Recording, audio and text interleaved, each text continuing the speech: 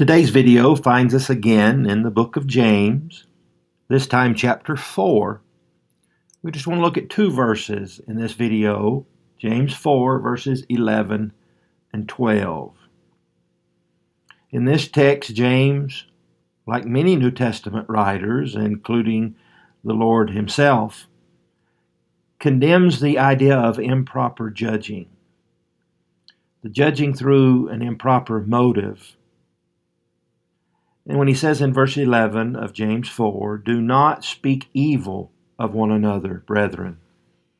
Do not, literally, is the idea of stop speaking evil. So apparently they were doing this. That's not surprising given the context of earlier in chapter 4 of talking about wars and fights that were among them. And back in chapter 3 of those who had the improper motives of bitter envy and self-seeking and were boasting and lying against the truth. That it shouldn't surprise us that those types of attitudes and actions would bear itself out in this idea of speaking evil of one another. This may be what prompted the discussion earlier in chapter 3 about the tongue and taming the tongue, and that some of those who wanted to be teachers shouldn't be because they had not properly learned to tame the tongue.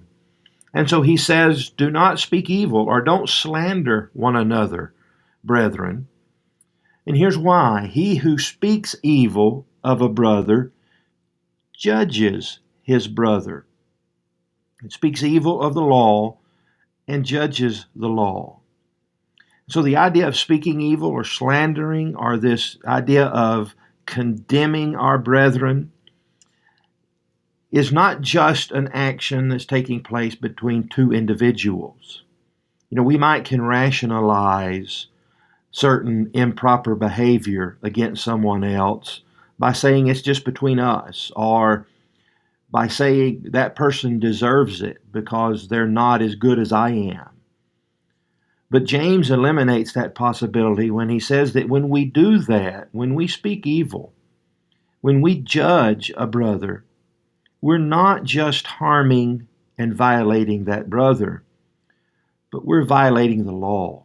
That we speak evil of the law and we judge the law. The law says that we're to love our neighbor as ourselves. And when I violate that law by mistreating my fellow man, then I'm not just mistreating my fellow man, I'm violating the holy law of God. And he says, if you judge the law, which is what we're doing when we judge our brother, if you judge the law, you're not a doer of the law, but a judge. Again, this language throws us back to chapter 1 and chapter 2, where he's emphasized the necessity of our faith being borne out in action by being doers of the law and not hearers only. And here he says that you're not a doer of the law, you're not an obedient child of God if you violate the law. That's a simple conclusion. But the more difficult conclusion that he's trying to get them to see is that you're a violator of the law when you speak evil and judge your brother. And so this isn't just between two people. It's between you and God. For he goes on to say in verse 12, there is one lawgiver who's able to save and to destroy. And who are you to judge another? There's one lawgiver. That obviously is God. Or maybe saying it this way, there's one lawgiver and it ain't you. There's one lawgiver who's able to save and to destroy. There's only one who has the right to do what you're elevating yourself to do. And so who are you to judge another? The New Testament is clear when it comes to the idea of hateful or unrighteous judging or condemning of someone else. the idea of wars and fights from among us. Now we make the point here, as we would make it in Matthew chapter 7, where Jesus said, "Judge not, that you be not judged," that this doesn't eliminate all types of judging, really. There are times in which we may have to see that, hey, here's someone who's doing something wrong. I compare their actions with the Word of God, and I can come to the judgment, if you will, that they're not doing the will of God. But that's not the judging that's being condemned here, or the judging that was condemned by Jesus in Matthew chapter 7. The question comes, what do I do with that judgment? And why am I making that judgment? Am I making that judgment just to condemn someone? Just to make them less than me?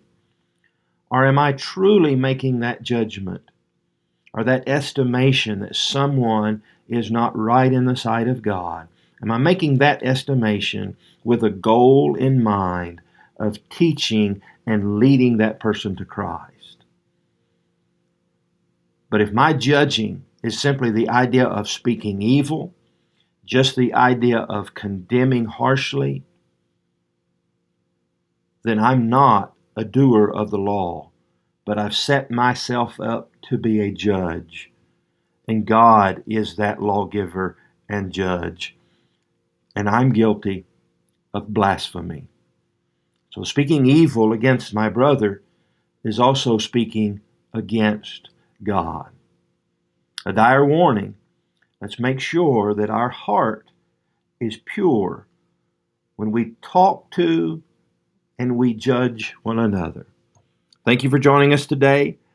Look forward to continuing our studies in the book of James.